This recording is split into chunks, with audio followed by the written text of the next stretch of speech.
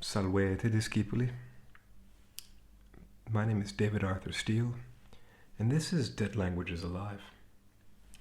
I'd like to thank you for coming and welcome you to our first lesson in our 2021 online course on the Latin language.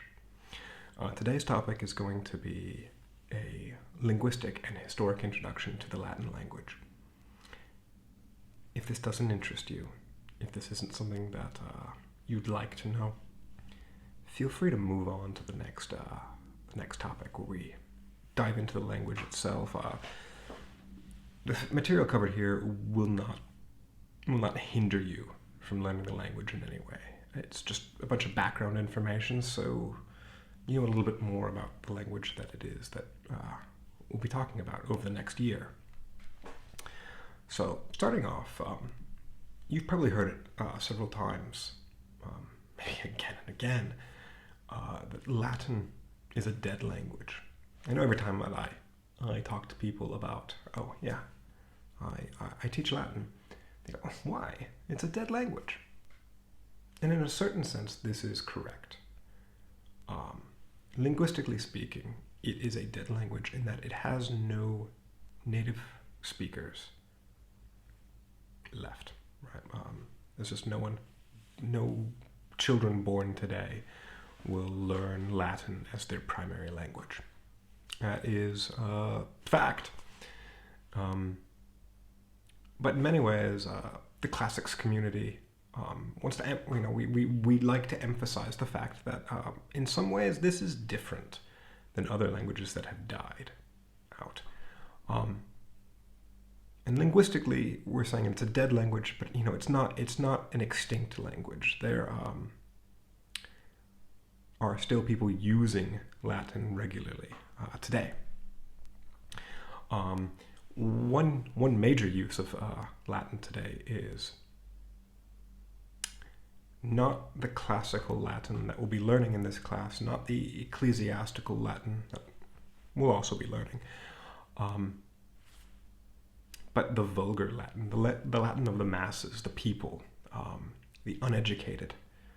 Because this Latin, once it divorced itself from the strict classical Latin that we're focusing on, once it did that, it broke off into the languages that you can see here, these Neo-Latin, these Romance languages, and collectively their speakers make up about 12 or 13% of the world's population, and if we take just French, Portuguese, and Spanish, just the three of them, speakers of these languages, native speakers cover about 30% of the world's landmass. So Latin, in a sense, is very much alive through its daughter languages. But the classical Latin, the language of Julius Caesar, of Marcus Tullius Cicero, even the late classical period or early medieval periods, that Latin is dead. It is fact. Now, if we take a look at Latin's origins, it is a member of the Italic language family and was spoken by a minor tribal group in central Italy, in an area that we know now as Latium. And there is nothing about this language that suggested that its people were bound for greatness. A minor language sandwiched between language groups much larger than itself.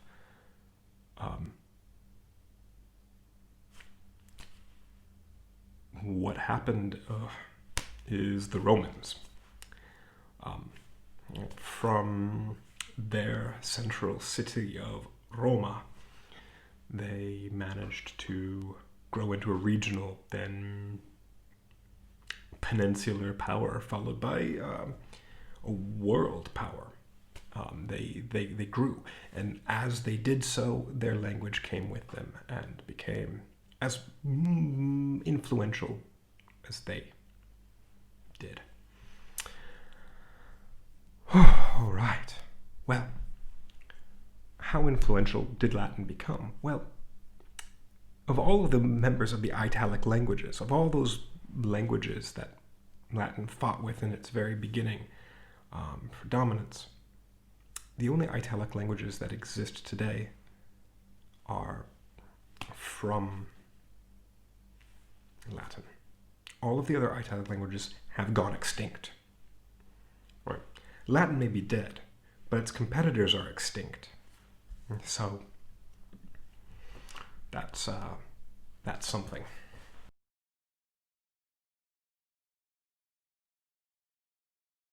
All right. Step 1. Archaic Latin. Archaic Latin is the first real origins of the Latin language, and it covers a time period from about its origins to the 1st century BC, usually considered to be around 75. During this time period, the language is going to see an immense amount of change. If we take a look at our very first attested use of the language right here, the Praeneste Fibula, we can instantly see the alphabet doesn't quite look like what we think of as Latin. And we're right, the development of the Latin alphabet happened during this time.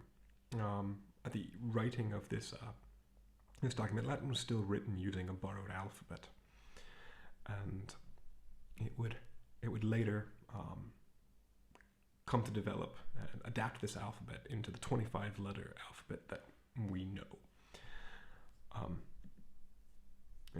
Taking a look at this document as well, if we read it, it's written from right to left rather than left to right, like we would expect for Latin. And it reads, Manios med fefacet numazioi.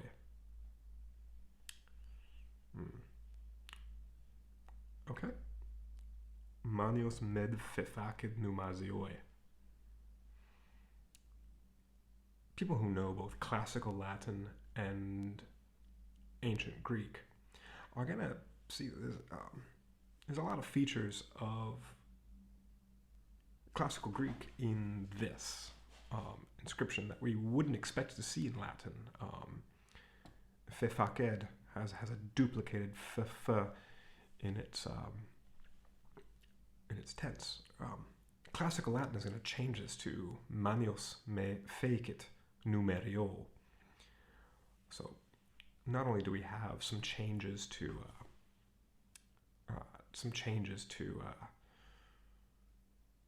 these things, goodness gracious, I'm very sorry, and we have some changes to the morphology,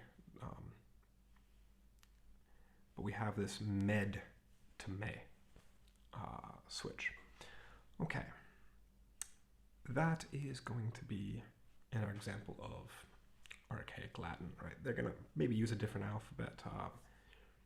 They write in any way they want to. They might write from right to left, or they might write from left to right, or also in what we call boustrophedon, this writing system where they write from one direction and then they get to the end of the line, they go to the next line and then just keep writing the other way. And they follow this pattern as an ox would plow a field. It's incredibly confusing, and they got rid of that. They got rid of that in the Archaic period, and so by the time we get to our second phase, Classical Latin, we've come to the language that we think of as Latin.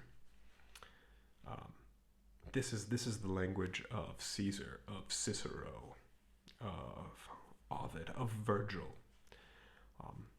The great works of Latin literature, the Golden Age, even the Silver Age, are going to happen in this language, this classical Latin.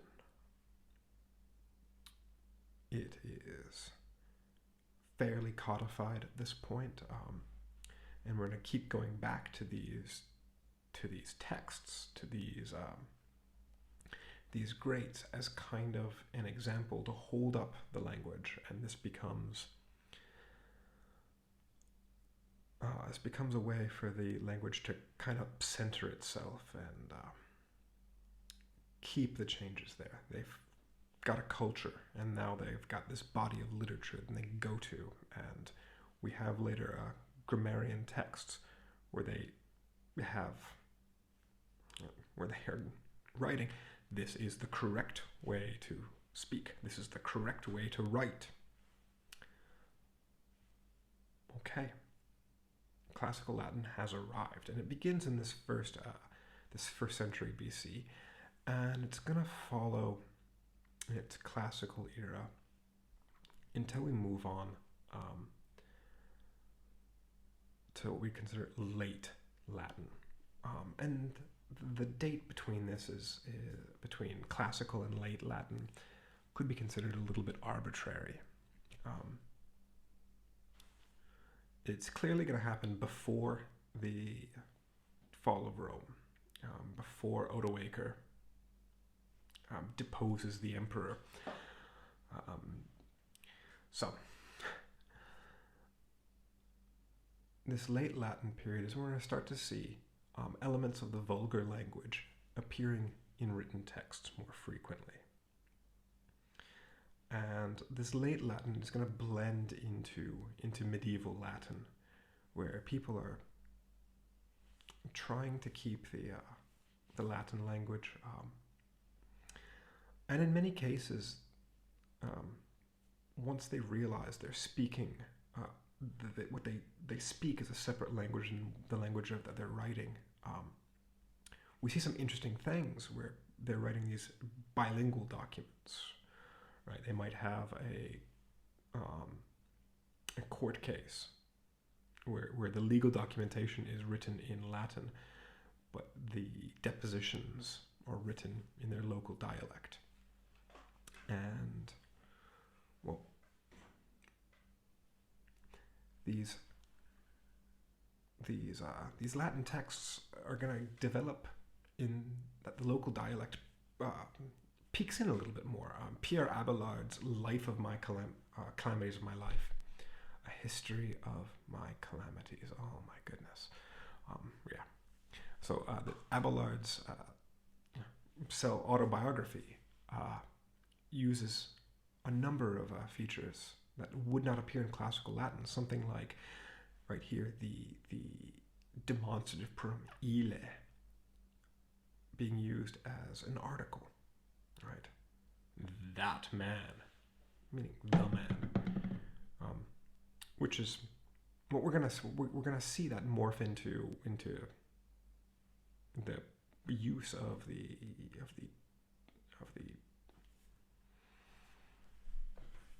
definite articles. Sorry, the definite articles in modern French. So, following archaic, classical, and late vulgar medieval Latin, we have the era that we refer to as Renaissance Latin. Renaissance Latin we can pinpoint to the date 1374, the death of Francesco Petrarch. Now, Petrarch, the father of humanism, also kind of was a vocal critic of the use of Latin and how it had changed over the ages and how it had morphed beyond the classical model. And so in Renaissance Latin we see a return to Ciceronian classical forms and an attempt to purify the language in a sense. And this new age of Latin literature based on the classical model is going to restore Latin's place as a lingua franca for Europe. Right? Suddenly, regional differences in the language aren't as important again. Regional differences in Latin, the way a Frenchman or an Italian or an Englishman would write the language are going to be minimalized again because we're going back to this classical mold. And this has two effects. The first is that it does restore Latin as its lingua franca, right? As an international language where we can see all these texts being produced in the language. But it also signals the beginning of its irrelevance or death, because classical Latin is much more difficult than whatever the localized version would have been to write. You have to be a little bit more careful, and it's a little bit more laborious to write in this style. So, at the same time as restoring it as a lingua franca, the ground is being set for its diminution. Now, in the past 50, 60, 70 years, we're seeing a resurgence in Latin as a language, and the interest is increasing. And we're developing a new era of Latin, where we have Neo-Latin or contemporary Latin, where modern best-selling titles like Harry Potter or Winnie the Pooh are being translated into Latin as a novelty product for us classicists. And I mean, we still have it is the official language of the Vatican City and of the Catholic Church. So language, right? It is still being used regularly to produce original documentation, and in the Catholic Church, right, the Latin text is the official text of the language, and we have this Neo-Latin being produced. We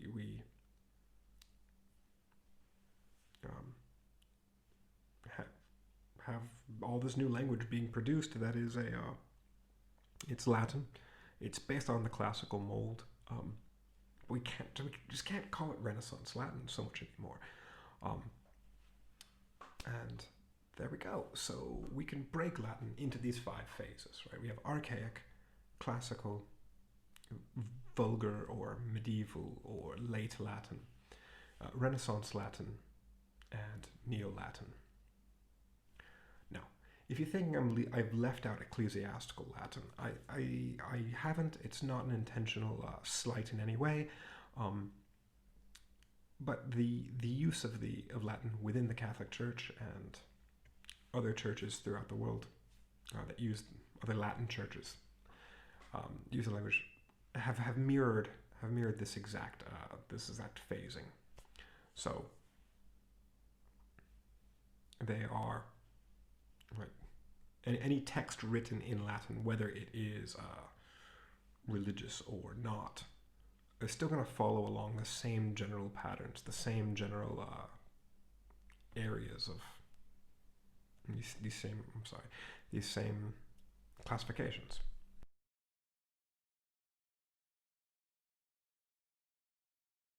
Moving on to the language's linguistic features.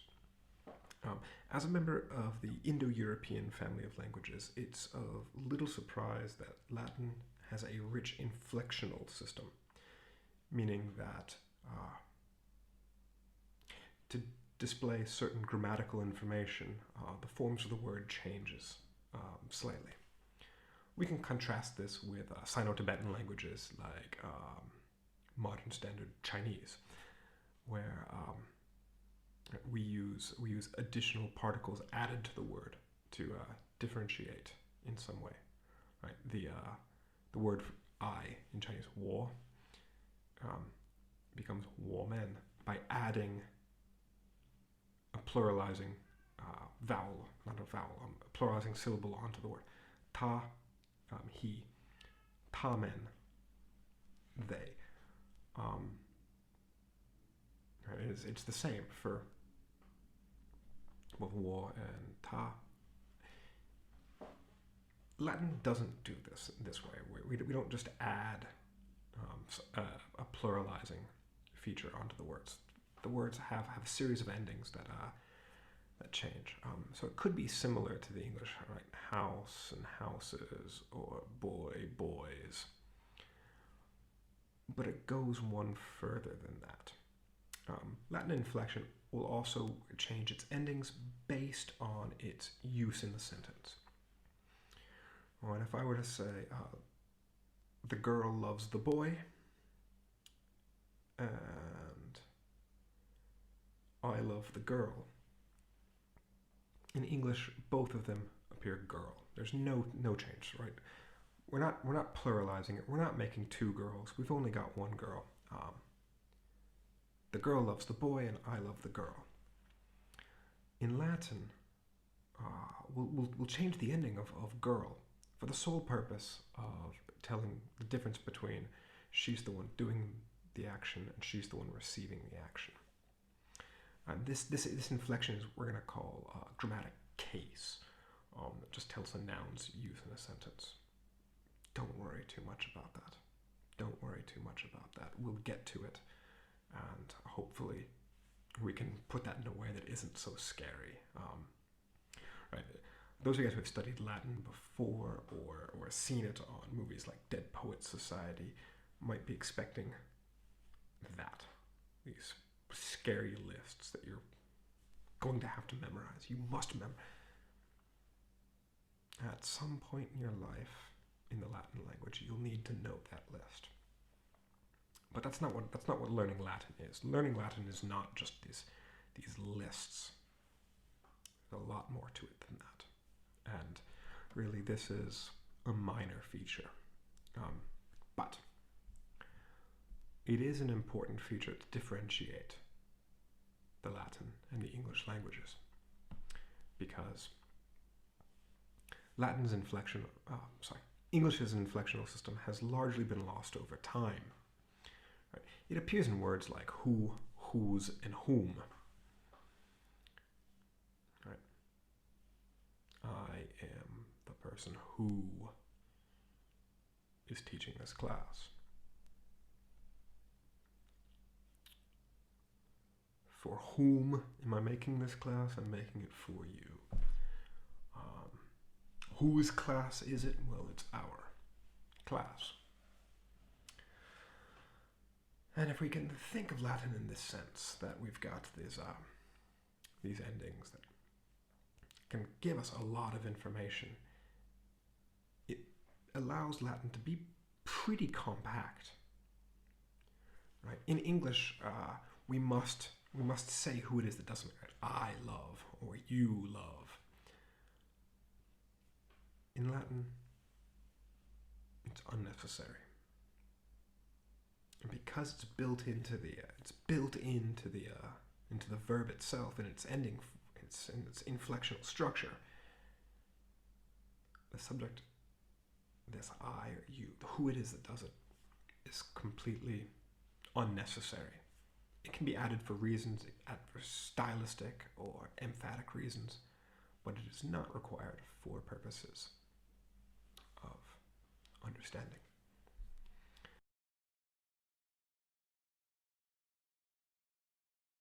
What I'd like you to do is I'd like you to take a look at the document down in the description. It has a lot of what I've talked about, and it extends a little bit beyond. It provides a couple of examples for you to take a look at and for you to do this. Yeah, and I will see you next class.